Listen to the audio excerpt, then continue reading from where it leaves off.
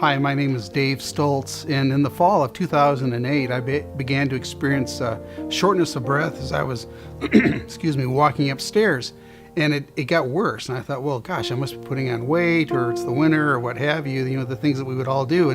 And finally, as the symptoms became worse and more profound, I went to see a physician, my family doctor, who ordered some tests, as you would imagine, and he was concerned with the outcome of those tests, so he sent me to a pulmonologist.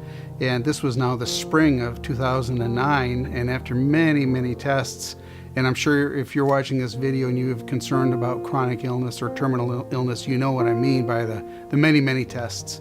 I was ultimately diagnosed with a very ominous, dark diagnosis here locally in my town, and was suggested that I go to the Mayo Clinic for follow-up and ultimately to have that diagnosis either confirmed or something else. And certainly my wife and I, as we flew to Mayo Clinic in Rochester, Minnesota, were hoping for the latter. We were hoping for that a mistake had been made. But to our much to our chagrin, it was determined that the diagnosis was indeed accurate. It's a very rare disease. It's called bronchiolitis obliterans, and it's an autoimmune disease that will attack your lungs. And the disease is both progressive and untreatable. And now, many years later, that disease has, by and large, stayed the same by the hand of God in my life. And that's really what I want to talk to you about today. So here I am with roughly 60 to 70% of my lungs gone. And the prognosis is one of, well, Dave, you may need a lung transplant, and if that happens, 50% of those people die within the first year. So, this is a very, very ominous thing. So, as you face that, as you hear those words and realize that's your story, that's who you are, this is your life now, and it could be, if you have some other chronic disease, Lyme's disease, fibromyalgia, Crohn's disease, so many ugly things out there, coronary artery disease or heart disease, whatever the case may be.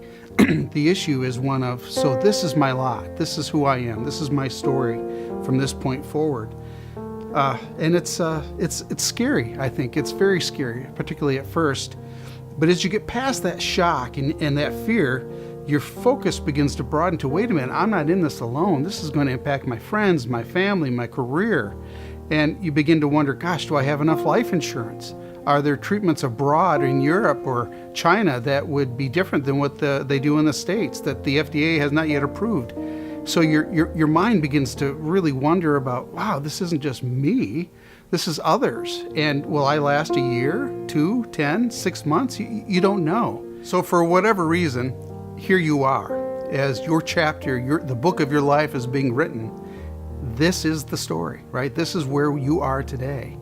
And I think it's appropriate that you wonder, well, how could a loving God allow this to happen? Did he cause this to happen? Did I do something wrong in my life? Is there something wrong with me? Have I offended someone?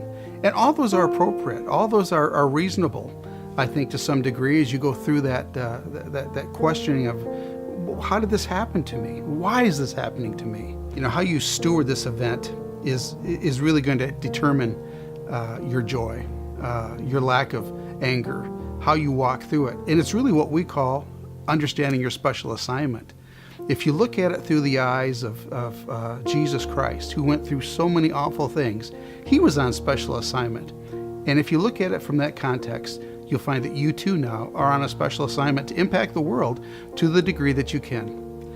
So God does want to walk with you through this. This is not a sentence where he has relegated you to some place of loneliness or death or dying or decay. This is a place of incredible vibrance.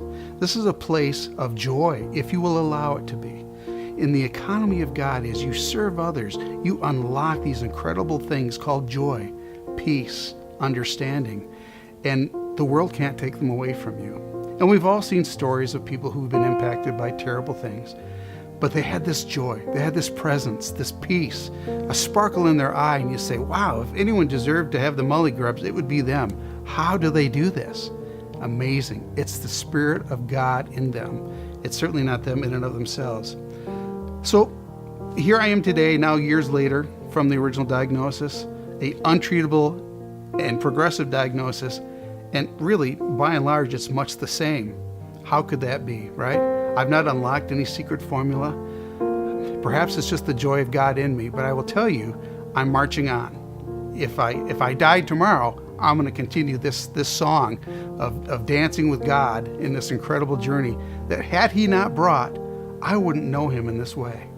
And that can be your story, that if you allow this to change your life and to allow this to draw you closer to Jesus Christ, man, imagine what you could do and the people whose lives you could impact. And it just goes on and on and on. So I've made a decision that as long as I'm alive, I'm going to share my story. I'm going to do it in such a way that tries to bring hope in a hopeless situation. That's my special assignment. What's yours?